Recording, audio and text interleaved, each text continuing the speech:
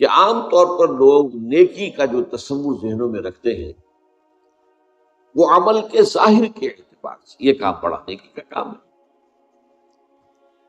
اس لیے بھی کہ اس کے پیچھے جو موٹیو ہے وہ ظاہر بات ہے کہ ان کو معلوم نہیں ہو سکتا، کوئی گمان ہو بھی، خیال ہو بھی، قیاس ہو بھی، تب بھی وہ یقینی بات تو نہیں ہوتی۔ اس کا نتیجہ یہ نکلتا ہے کہ ہمارا تصور رفتہ رفتہ صرف ظاہر تک محدود ہوتا ہے، باطن کی طرف توجہ نہیں رہتی۔ ہر عمل کے یہ دو پہلو ہیں، ایک اس کا ظاہر ہے اور ایک اس کا باطن ہے۔ باطن میں موٹیو کیا ہے، محرک عمل کیا ہے، اور ظاہر میں وہ عمل کی جو شکل ہے وہ ہمارے سامنے ہے۔ ظاہر بھی اہم ہے، لطافت بے کثافت جلوہ آرا ہو نہیں سکتی۔ لطافت کو، کسی لطیف شے کو واضح ہونے کے لیے بھی کوئی نہ کوئی کثیف شے درکار ہو، اس لیے ظاہر عمل کا وہ اہم ہے، لیکن اصل شے جس پر کہ ایمفیسس ہونا چاہیے وہ عمل کا باطن ہے، یعنی اس کی نیت۔ چنانچہ فرمایا گیا نیکی یہی نہیں ہے کہ تم اپنے چہرے مشرق یا مغرب کی طرف کر لو، بلکہ نیکی حقیقت میں اس کی ہے جو ایمان لایا اللہ پر اور اس کے رسول پر صلی اللہ علیہ وسلم۔ اب اس کا جو درس میں نے بارہا دیا ہے، یہ چونکہ ہمارے مرتب کردہ منتخب نصاب جو ہے مطالعہ قرآن حکیم کا منتخب نصاب، اس کا درس نمبر 2 ہے، تو بڑی تفصیلی مباحث جو ہے وہ میں نے کی ہے اس پر۔ تو یہاں پر یہ بات جو واضح کرنے کی ہے وہ یہ ہے کہ ایمان سے اس نیکی کا تعلق کیا ہے۔ ایمان در حقیقت موٹیو کو معین، نیکی اللہ کی نگاہ میں صرف وہ عمل ہوگا جو صرف اللہ کی رضا کے لیے کیا جائے اور جس کی جزا صرف آخرت میں مطلوب۔ اگر دنیا میں کوئی جزا چاہیے تو پھر تو یہ دھندا ہے، کاروبار ہے، یہ نیکی نہیں ہے۔ ٹھیک ہے، کاروبار جائز ہے، کاروبار بھی کیجئے، کاروبار کی شکل میں کیجئے، لیکن نیکی کا نبادہ اوڑھ کر اصل میں بیچ میں دھندا اور کاروبار، یہ چیز جو ہے یہ نہایت خطرناک اور نہایت گمراہ۔ دو ایمان، اس کے بعد اس آیت میں ایمان میں رسالت کا ذکر بھی ہے، اجزاء اس کے، والملائکۃ والکتاب والنبیین۔ نبوت اور رسالت کے ذریعے سے نیکی کا ایک ماڈل ملتا ہے کہ مختلف اعمال نیکی کے وہ بھی توازن کے ساتھ ایک شخصیت میں آئے، ورنہ بسا اوقات نیکی ہی کا جذبہ جو ہے وہ حد اعتدال سے تجاوز کر کے بدی کا راستہ کھول دیتا ہے۔ چنانچہ نیکی ہی کا جذبہ تھا جس نے دنیا میں رہبانیت کی شکل اختیار کی، وَرَهْبَانِيَّةً ابْتَدَعُوهَا مَا كَتَبْنَاهَا عَلَيْهِمْ، یہ تو بدعت تھی جو حضرت عیسیٰ علیہ السلام کے جو پیروکار تھے انہوں نے ایجاد کی، ہم نے تو یہ بات فرض نہیں کی تھی ان پر، اور حضور نے فرمایا لا رہبانیت فی الاسلام۔ لیکن ظاہر بات ہے کہ رہبانیت اختیار کرنے والے کرتے تو نیکی کے لیے ہیں، لیکن وہاں نیکی غیر معتدل ہو گئی ہے، غیر متوازن ہو گئی۔ تو توازن کے ساتھ نیکی کا ایک مکمل مجسمہ وہ محمد الرسول اللہ کی ذات صلی اللہ علیہ وسلم، یہ ماڈل ہے۔ لیکن محرکات عمل کا تعلق جو ہے وہ ایمان باللہ اور ایمان بالآخرت سے۔ نیکی کیا اسی لیے کی جائے کہ اللہ راضی ہو جائے، اور نیکی اس لیے کی جائے کہ اخروی نجات حاصل ہو جائے اور جزا اس کی صرف آخرت کے اندر۔ اب اس بات کو، اس حقیقت کو اس سادہ حدیث کے اندر حضور نے بیان کیا، اور اس حدیث کے بارے میں یہ بات جان لیجئے، اکثر محدثین کرام نے جو اپنے مجموعے مرتب کیے ہیں ان میں سب سے پہلے اس حدیث کا ذکر کیا۔ اس کی وجہ کیا ہے؟ کہ محدثین بھی ایک عمل کر رہے تھے، ایک جد و جہد کر رہے تھے، ایک محنت کر رہے تھے۔ حضور صلی اللہ علیہ وسلم کی احادیث کی جمع و تدوین بہت بڑی دیکھی تھی، پھر اس پر جرح و تعدیل، اس کے اندر بڑے خطرات تھے۔ کسی شخص کی ایسی روایت قبول نہ کر لی جائے کہ جس کے اندر فتنے کا اندیشہ ہو، جس نے کہ جھوٹ موٹ گھڑ کر کوئی بات جو ہے حضور کی طرف منسوخ کر دی تھی. تو بڑی محنت طلب، مشقت طلب جد و جہد تھی. اس میں بھی اصل شے ان کے نزدیک جو ہے وہ نیت کا معاملہ ہے. یہاں اسی لیے اس حدیث کو سب سے پہلے لاتے ہیں کہ اس مجموعے کے مرتب کرنے میں اللہ کرے کہ ہماری نیت میں سوائے اللہ کی رضا اور آخرت کی جزا کے اور کوئی شے شامل نہ ہو. اب اس حدیث کے راوی ہے امیر المومنین ابی حفص، حضرت حفصہ رضی اللہ تعالی عنہ حضرت عمر کی صاحبزادی تھی اور حضور کی زوجہ محترمہ. تو ابو حفص گویا کہ کنیت ہے حضرت عمر کی. عن امیر المومنین ابی حفص عمر بن الخطاب رضی اللہ تعالی عنہ قال سمعت رسول اللہ صلی اللہ علیہ وسلم یقول، انہوں نے فرمایا کہ میں نے سنا، بلکہ میں اضافہ کروں گا میں نے خود سنا اللہ کے رسول کو یہ فرماتے صلی اللہ علیہ وسلم. اصل میں بعض اوقات روایت شروع ہو جاتی ہے عن فلاں. اب عن فلاں ان سے روایت کیا گیا، اب یہ یقین سے نہیں کہا جا سکتا کہ انہوں نے یہ خود حضور سے سنا. یہ بھی تو ہو سکتا ہے کسی اور صحابی نے انہیں سنا دیا ہو، لہذا براہ راست وہ خود سامع نہ ہو سکتا امکان.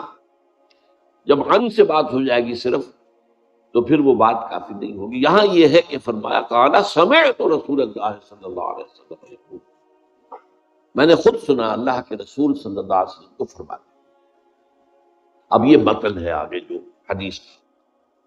انما الاعمال بالنیات، اعمال کا دار و مدار نیتوں پر ہے.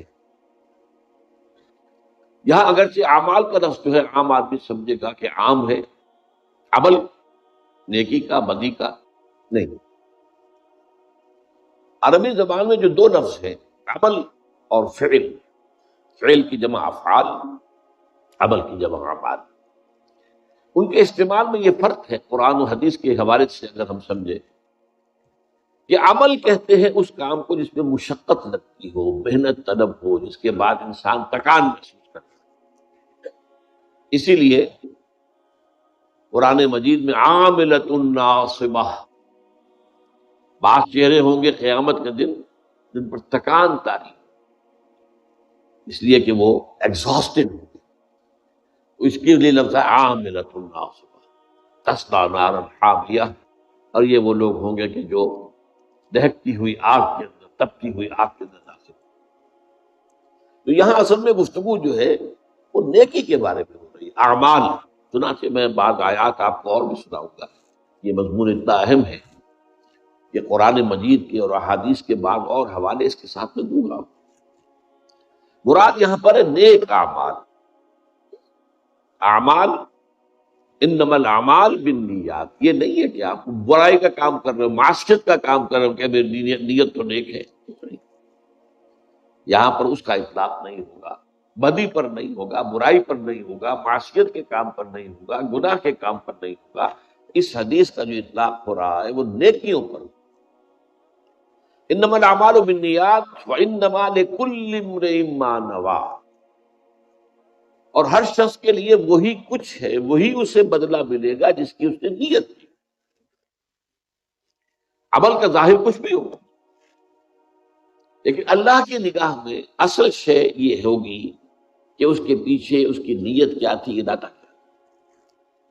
عرف عام میں ہم بھی کہتے ہیں الیکشن کا دور آنے والا ہے، وقت آنے والا ہے، اب بڑا چودھری، بڑا سرمایہ دار، محل میں رہنے والا وہ نکلتا ہے، گلیوں میں جاتا ہے، غریبوں سے ملتا ہے، بغل گیر ہوتا ہے، محلے کچیلے بچے ان کو بھی گود میں اٹھاتا ہے، پیار کرتا ہے. سب کو معلوم ہے کس لیے ہو رہا ہے. یہ کوئی نیکی نہیں ہے، یہ کوئی شفقت اور محبت جو ہے وہ نہیں ہے، بلکہ یہ تو دھندا ہے، انہیں ووٹ چاہیے. تو ہم بھی عرف عام میں یہ فیصلہ کرتے ہیں.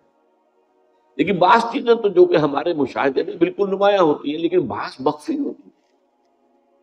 اس کے لیے تو انسان کے اندر جب تک سیلف سینسر پیدا نہ ہو جائے، ذاتی طور پر اپنے اوپر ایک محاسبہ کرتے رہنا کہ میں کیا کر رہا ہوں، کس لیے کر رہا ہوں، کہیں میری نیت میں کوئی فساد تو نہیں پیدا ہو گیا. کہیں شیطان کے کسی زیر اثر کوئی ملوث تو ہو نہیں ہو گئی ہے میری نیت کسی بدی کے ساتھ. تو انما الاعمال بالنیات وانما لکل امرئ ما نوی، جو کچھ اس نے نیت کی ہوگی وہی ملے گا، وہ نہیں کہ جو ظاہر سے اس کے عمل کے سامنے. دنیا میں آپ کا معاملہ ہوتا ہے، نیکی کا کام ہے. اب کسی نے بڑی فاؤنڈیشن بنا دی ہے، اس سے جو ہے وہ لوگوں کو خیر پہنچ رہا ہے، اب کیا معلوم اس کی نیت کیا تھی. سرکار دربار میں رسائی کی اور اپنی انکم ٹیکس کے معاملات کے اندر جو ہے وہ چھوٹ ووٹ حاصل کرنا، یہ مقصد تھا یا کیا تھا اللہ جانتا ہے.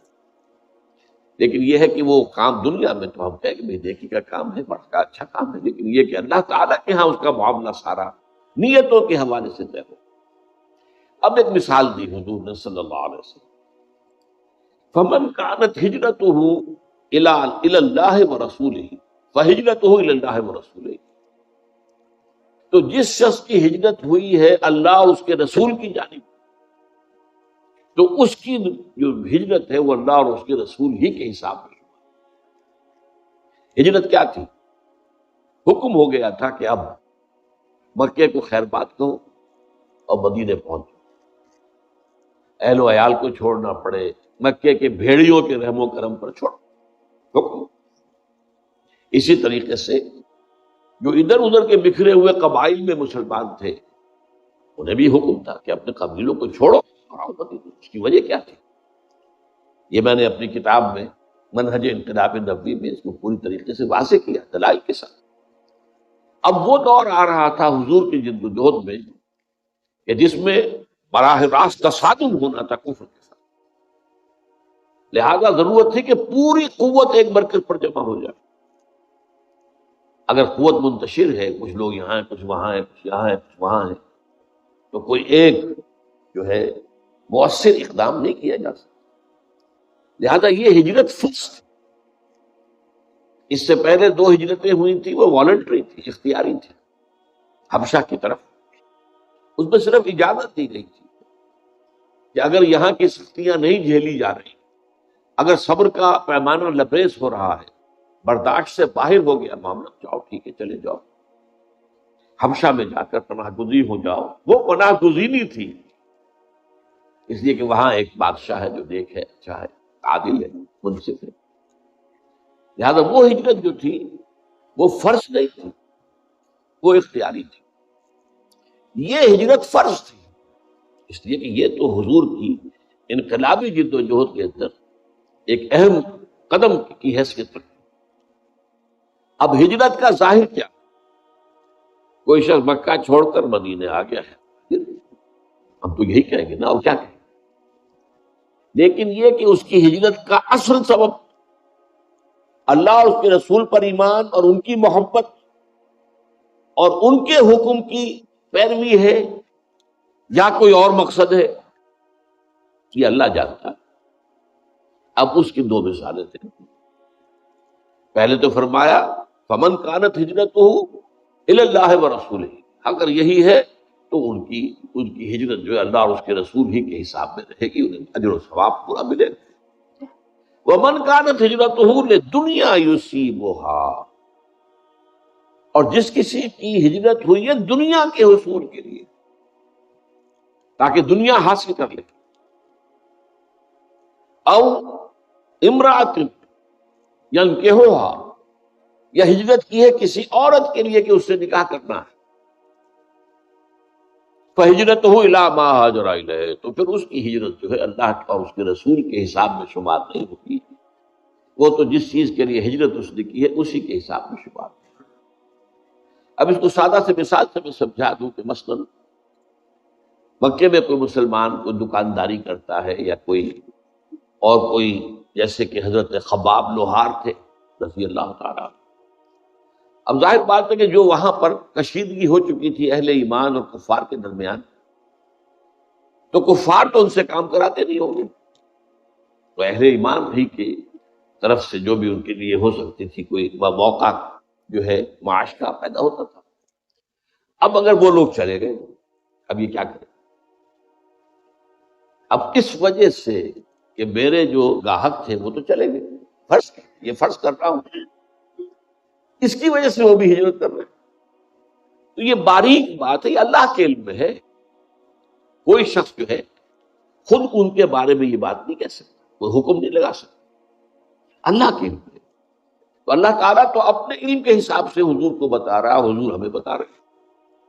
ایسی شکل بھی ہو سکتی ہے، یا یہ کہ کوئی کسی خاتون سے نکاح کا خواہش مند تھا، وہ خاتون ہجرت کر کے چلی گئی، اب یہ بھی کچے دھاگے سے بندھے پہنچ گئے.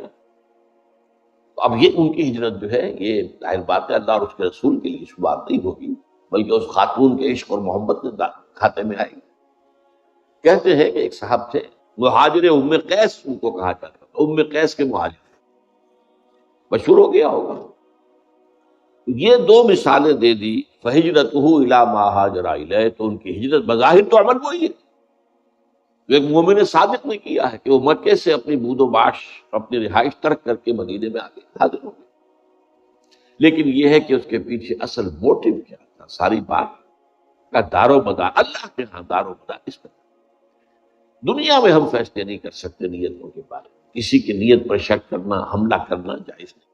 ہمیں کیا معلوم، یہ دلوں کا حال ہے، اور دلوں کا حال اللہ کا علیم بذات الصدور. اللہ کا وہ جو فرمایا گیا کہ ان اللہ لا ينظر الى صورکم ولا الى اموالکم ولکن ينظر الى قلوبکم واعمالکم. اللہ تمہاری صورتوں اور مالوں کو نہیں دیکھتا، وہ تمہارے دلوں کو دیکھتا ہے اور تمہارے اعمال کو دیکھتا ہے.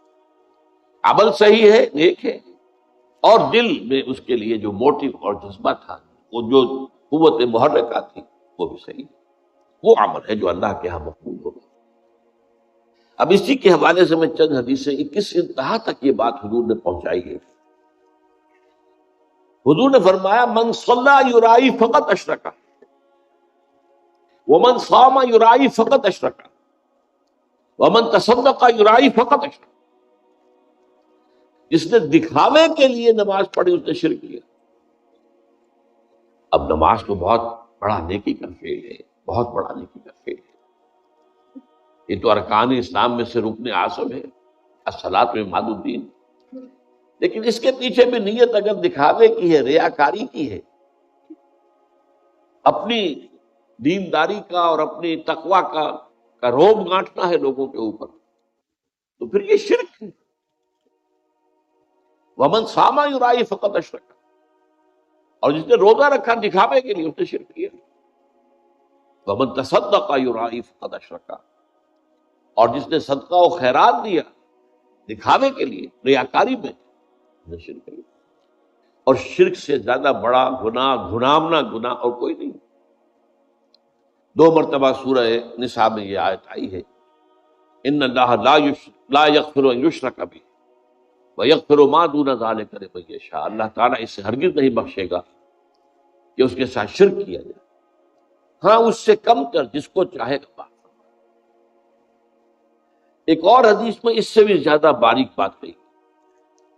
شرک خفی یہ ہے کہ اگر کوئی شخص نماز پڑھ رہا ہو اور اسے یہ محسوس ہو کہ کوئی اسے دیکھ رہا ہے، تو وہ سجدہ لمبا کر دے. یہ شرک خفی ہے. ایک شرک جلی ہوتا ہے جو نظر آ رہا ہے شرک ہو رہا ہے، بت کو سجدہ کیا جا رہا ہے، قبر کو سجدہ کیا جا رہا ہے، شرک جلی ہے. ایک شرک خفی ہے، چھپا ہوا اندر دل میں، کہ آپ نماز پڑھ رہے ہیں، آپ نے دیکھا کچھ لوگ دیکھ رہے ہیں مجھے، تو آپ لمبا سجدہ کر دیجیے. اس کا آپ تجزیہ کر سکتے ہیں، سمپل میتھمیٹکس ہے. اگر وہ پہلے 5 سیکنڈ کا سجدہ کر رہا تھا اور اب اس نے 10 سیکنڈ کا سجدہ کیا ہے، تو یہ 5 اضافی کس کے لیے کیے؟ 5 تو ہو گئے اللہ کے لیے، پہلے وہ کر رہا تھا، لیکن یہ 5 جو اضافی منٹ لگے ہیں، یہ کس کے لیے؟ جو لوگوں کے لیے، ریاکاری کے تحت. تو ایک سجدے کے 2 مسجود ہو گئے، ایک مسجود اللہ کی ذات ہوئی، اور ایک مسجود وہ لوگ ہیں جنہیں دکھایا جا رہا. اس میں حضور صلی اللہ علیہ وسلم کی دعوت سے اور تربیت سے جس حد تک باریک بینی آ گئی تھی صحابہ کرام، اس کی مثال جو ہے وہ حضرت علی رضی اللہ تعالیٰ عنہ کا ایک واقعہ ہے. عین جنگ میں ایک شخص سے دو بدو مقابلہ، اور حضرت علی رضی اللہ تعالی عنہ نے اس کافر کو، مشرک کو زیر کر لیا، اس کے سینے پر سوار ہو گئے. اب خنجر بھونکنے والے تھے کہ اس نے نیچے پڑے ہوئے بھی منہ پر تھوک دیا حضرت علی رضی اللہ تعالی. اب حضرت علی سے چھوڑ کر کھڑے ہو گئے. وہ حیران، وہ جسے آپ انگریزی میں کہتے ہیں to add insult to injury. میں نے تو اور توہین کی تھی، ان کی انسلٹ کی، یہ مجھے چھوڑ کر کھڑے ہو گئے، کیوں؟ پوچھا اس نے. تو حضرت علی فرماتے ہیں دیکھو میری تم سے کوئی ذاتی دشمنی نہیں ہے، میں تمہیں صرف اللہ کے لیے قتل کرتا، لیکن اب اگر میں قتل کرتا تو میرے نفس کا انتقام بھی شامل. تم نے میری توہین کی تو میں گویا کہ اپنے نفس کے انتقام میں اس کا بدلہ لینے کے لیے بھی ایک نیت کے اندر میرے یہ ذاتی بات بھی شامل ہو جاتی، اس لیے میں نے اس میں ذرا غور کیجئے. جنگ کا معاملہ ہو اور وہ تو انتہائی جذبات کی گرمی کا وقت ہوتا ہے، یا مرو یا مار دو، اس حالت میں بھی نگاہ رہے اپنی دل کے اوپر اور اپنی نیت کے اوپر. یہ کمال ہے تربیت کا محمد رسول اللہ صلی اللہ علیہ وسلم. اب یہ مضمون قرآن مجید میں 3 جگہ آیا ہے بڑے حسین تمثیلوں کے پیرائے میں. سورہ نور کا جو درمیانی رکوع ہے 5واں رکوع، وہ قرآن مجید کے بڑے اہم مقامات میں سے، حکمت کا یہ بڑے بڑے موتی اس میں 3 تمثیلیں دی گئی. پہلے ایک مومن صادق کی کہ اس کے دل میں نور ایمان ہوتا ہے، اور یہ نور ایمان 2 نوروں سے مل کر امتزاج سے بنا ہے، نور فطرت اور نور وحی، نور علی نور. پھر اس کی شخصیت کی جھلک دکھائی گئی، اس کے اعمال کیسے ہوتے. ایک دوسری مثال دی گئی ایک ایسے شخص کی جس کے دل میں ایمان تو نہیں ہے لیکن کچھ وہ نیکی کے کام کرتا ہے، کھانا کھلاتا ہے غریبوں کو، مساکین کو، کچھ اور کرتا ہے. اس کی مثال ہے ایمان کے بغیر یہ کام جو کر رہا ہے اس کا. اب وہ اگر فرض کیجئے قیامت کے دن جب بعث بعد موت ہو جائے گا، اسے یاد آئے گا میں نے نیکیاں بھی بہت کی تھی، مجھے کچھ نہ کچھ اجر تو یہاں ملنا چاہیے. اس کی تمثیل ہے جو میں آپ کو سنانا چاہتا ہوں. والذین کفروا اعمالهم کسراب بقیعۃ یحسبہ الظمآن ماء. جن لوگوں کے اندر کفر ہے، جنہوں نے اللہ اور آخرت کو نہیں مانا،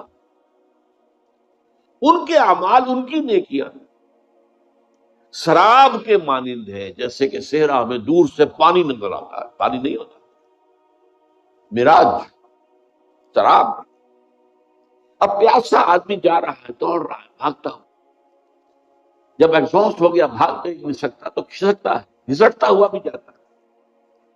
حتی اذا جاءہ لم یجدہ شیئا، جب وہاں پہنچتا ہے تو کچھ نہیں پاتا، کوئی پانی نہیں. یہ تو سراب تھا، دھوکہ تھا. وَوَجَدَ اللَّهَ عِندَهُ فَوَفَّاهُ حِسَابَهُ، وہ اللہ کو پائے گا وہاں جو اسے اس کا حساب پورا پورا دے دے گا. تمہارے اعمال میں نیت غلط تھی لہذا زیرو ہے، یہاں کا کوئی وزن نہیں. تو سراب کے مانند نیکیاں، سراب کے مانند. انسان اپنے آپ کو سہارا دیتا ہے، اپنے آپ کو دھوکہ دیتا ہے، لیکن اگر اس میں وہ خلوص نیت نہیں ہے، اخلاص نیت، اگر صرف اللہ کی رضا اور آخرت کی جزا پیش نظر نہیں ہے تو وہ نیکی نہیں ہے، اس کے اللہ تعالیٰ کی میزان میں کوئی بدل نہیں. بڑی پیاری بات ہے. پھر تیسری مثال دی. کچھ لوگ ایسے ہوتے ہیں، یعنی یہ جو درمیانی آدمی بیان کیا میں نے ابھی، والذین کفروا اعمالهم کسراب بقیعۃ، ان کے دلوں میں تو نور نہیں ہے لیکن عمل میں کچھ نہ کچھ روشنی کی جھلکیں نظر آتی ہیں، نیک کام کر رہا ہے. کچھ لوگ وہ ہوتے ہیں کہ جن کے دل میں بھی تاریکی ہی تاریکی اور عمل میں کوئی جھوٹ موٹ کی نیکی کی روشنی بھی نہیں.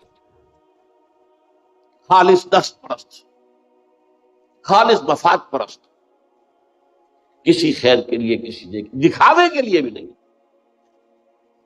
ان کو کہا گیا ہے ظلمات بعضها فوق بعض، ایک انتہا پر نور علی نور، نور پر نور، وہ مومنین صادقین جن کا باطن منور ہے پورے ایمان سے اور ظاہر مزین ہے اعمال صالحہ، نور علی نور۔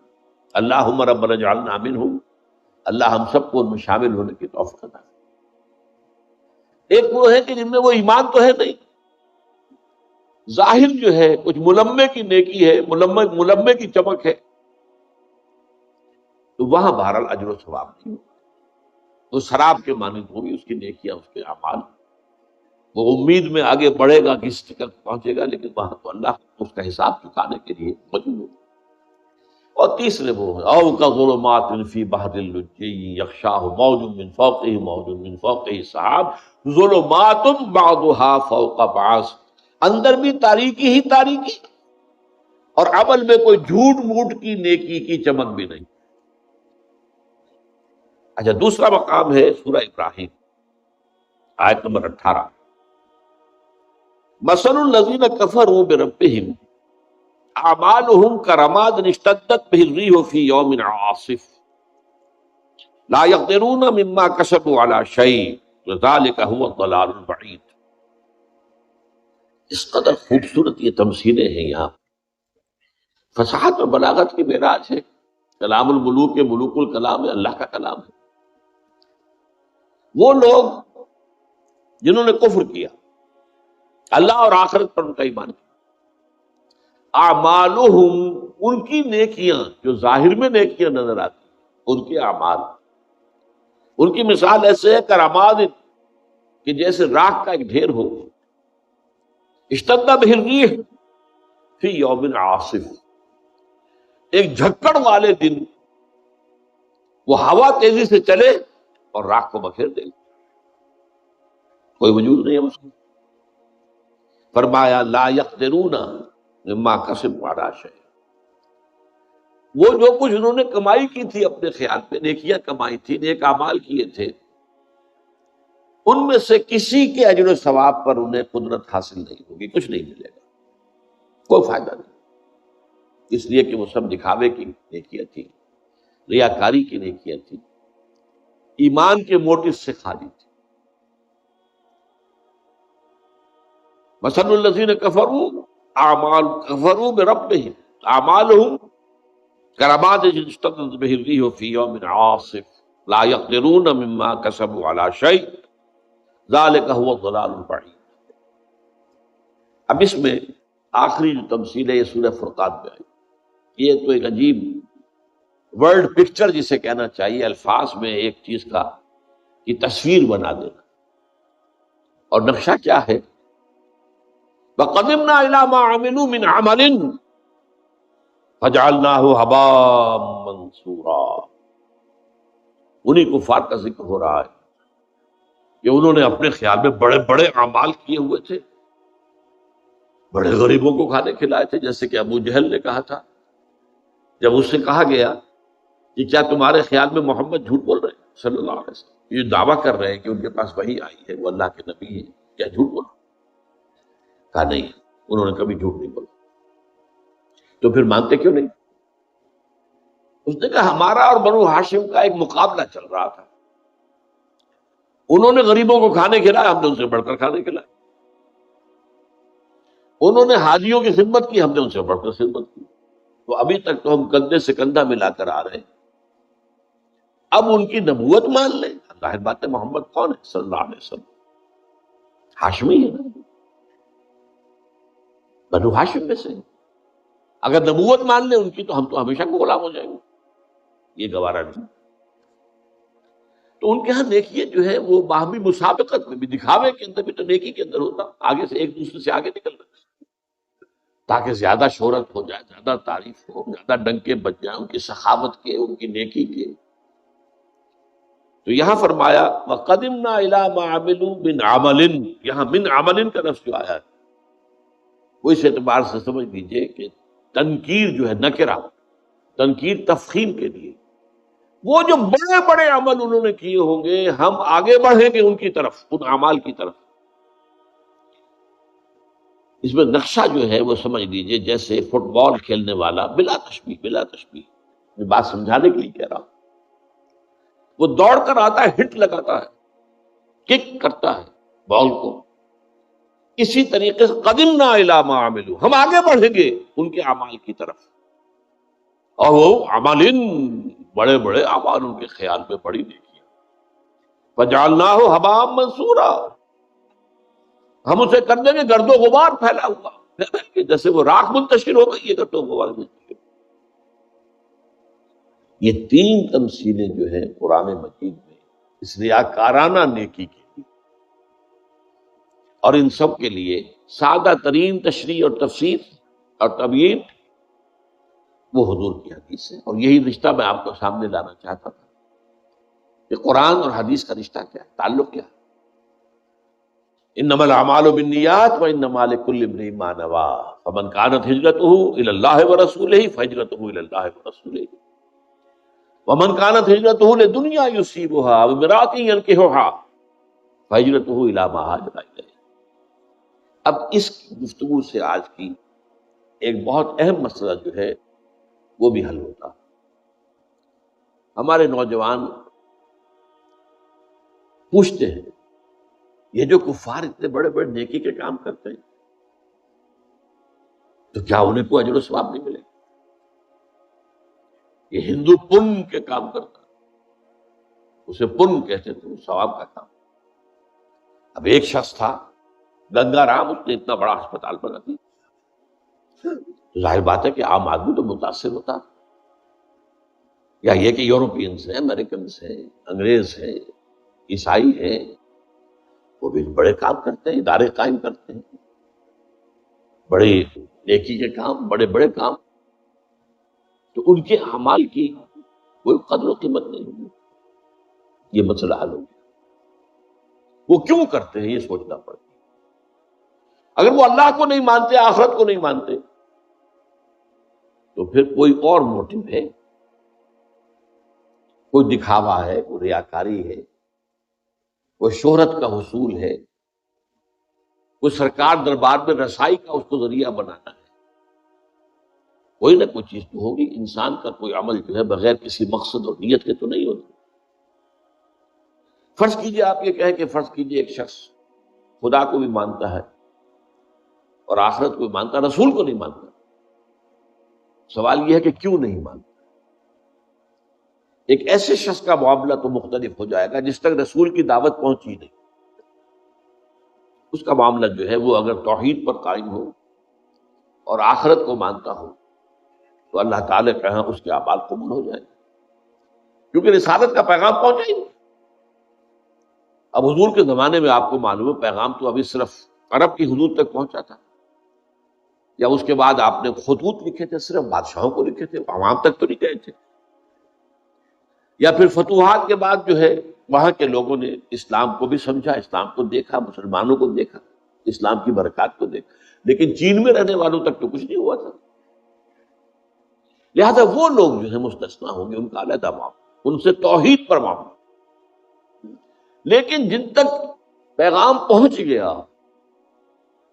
فرض کیجئے یہ بات ہی پہنچی ہے کہ محمد نام کے ایک شخص صلی اللہ علیہ وسلم گزرے ہیں جنہوں نے نبوت کا دعویٰ کیا، تو اگر کوئی حق پرست ہوگا تو تحقیق کرے گا، بیٹھا نہیں رہے گا، وہ اپنے طور پر تحقیق کرے گا، معلوم کرے گا۔ تو حق کی اگر طلب ہے، ہدایت کی اگر کوئی ہدایت کا جویا ہے، تلاشی ہے، تو وہ لازماً اللہ اسے پہنچا دے گا۔ وَالَّذِينَ جَاهَدُوا فِينَا لَنَهْدِيَنَّهُمْ سُبُلَنَا، جیسے حق کی طلب میں حضرت سلمان فارسی رضی اللہ تعالیٰ انہوں نے کتنی محنت کی ہے، کتنی جد و جہد کی۔ مجھے تو بسا اوقات محسوس ہوتا ہے کہ حضرت ابراہیم علیہ السلام کے یوں سمجھیے کہ ہر اعتبار سے ایک ریپلیکا سا نظر آتا ہے، شخصیت کے اعتبار سے۔ فارس میں پیدا ہوئے، باپ جو ہے آتش کدے کا اہم پجاری یا جو بھی کہے ذمہ دار تھا۔ اب ان کے دل میں یہ بات آئی کہ یہ کیا تماشا ہوا، آگ ہم جلائیں، ایندھن ہم ڈالیں تو آگ جلے، اور پھر اسی کے آگے ہاتھ جوڑ کر کھڑے ہو جائیں۔ بغاوت کی، ایک اللہ کو مانوں گا میں تو، جیسے حضرت ابراہیم علیہ السلام کو باپ نے نکال دیا تھا، وَاہْجُرْنِی مَلِیًّا، نکل جاؤ میری نگاہوں کے سامنے سے، ورنہ لَأَرْجُمَنَّکَ، میں تمہیں رجم کر دوں، سنسار کر دوں۔ ایسے ہی باپ نے انہیں بھی نکال دیا۔ جیسے حضرت ابراہیم نے ہجرت کی، وہ عراق سے کی شام کی طرف، ار میں پیدا ہوئے تھے، یہ عراق کا ایک شہر ہے، ہجرت کر کے گئے شام۔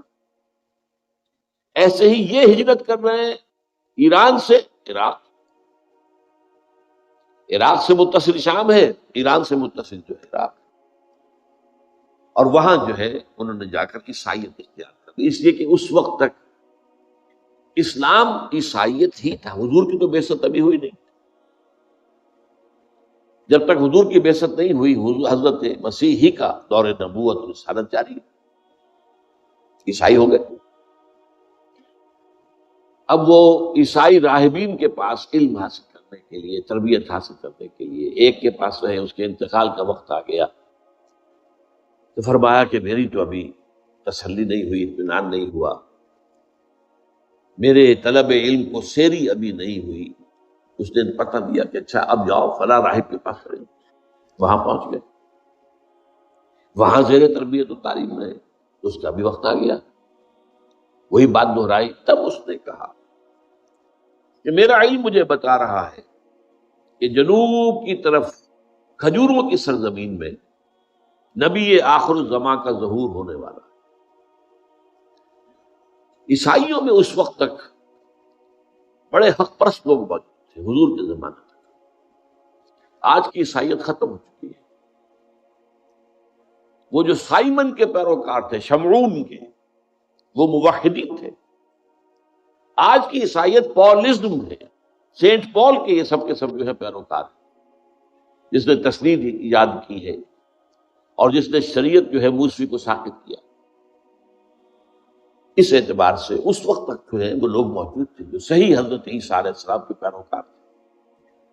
آپ کو معلوم ہے حضور کو بچپن کے اندر پہچان لیا تھا ایک عیسائی راہب نے، بحیرہ راہب، جب ابو طالب کے ساتھ اپنے چچا کے ساتھ وہ ایک قافلے کے ساتھ گئے ہیں، اس نے پہچان لیا اور اس نے کہا ابو طالب سے اس کو حفاظت کرنا، کہیں یہودیوں نے ان کو پہچان لیا تو انہیں قتل کر دیا۔ تو عیسائیوں میں تھے ایسے حق پرست اور حق کا علم رکھنے والے لوگ، تو اس لیے اس نے کہا کہ جاؤ، میرا علم بتا رہا ہے کہ نبی آخر الزماں کا ظہور اب قریب ہے، اور وہ ہوگا جنوب کی طرف کھجوروں کی سرزمین۔ حضرت سلمان نے رخت سفر باندھا اور ایک قافلہ جو جا رہا تھا مدینے کی طرف، اس میں شریک ہو گئے۔